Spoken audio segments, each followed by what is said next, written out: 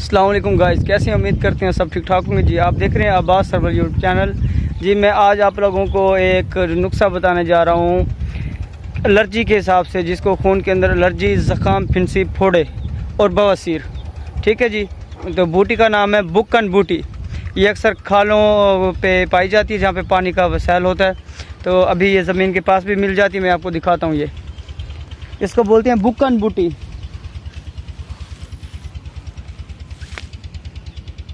ये देखें, इसको शतूत की नामें लगती हैं। ये देखें, ये इसकी निशानी है, ये इसके पत्ते हैं।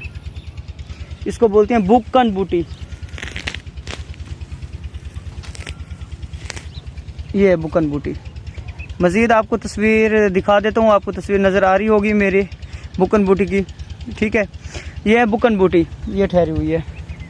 ठीक है, इसका इस्तेमाल तरीका ये है कि आप लोगों ने इसको सुबह निहार मुँह रगड़ के पीना, जैसे ठंडाई बनाई जाती है रगड़ के। इसको रगड़ना, अच्छी तरीके रगड़ के इसको छानना, छान के नमक डालें, आपकी मर्ज़ी है। सुबह निहार मुँह पिएंगे। जिसको ज़ख़म, फिंसी, फोड़े हैं वो इंशाअल्लाह ताला चंद दिन के अंदर ज़ख़म, फिंसी, फोड़े ख़त्म हो जाएंगे। बवासीर है तो बवासीर भी ख़त्म हो जाएगी। ठीक है, ये आप लोगों को नहीं मिलती, पंसार स्टोर से भी मिल जाएगी। पंसार स्टोर से वो मिलेगी सूखी।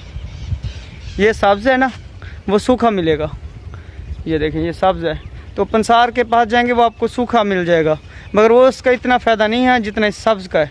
कोई चीज़ भी लेंगे सब्ज़ के ज़्यादा फ़ायदे होते हैं। ठीक है, आप वो ले लेंगे तो आपकी मर्ज़ी है। फिर वो उसको रात को पानी के अंदर भिगो दें। पानी के अंदर भिगो के सुबह उसको रगड़ें, रगड़ के छान के पी लें।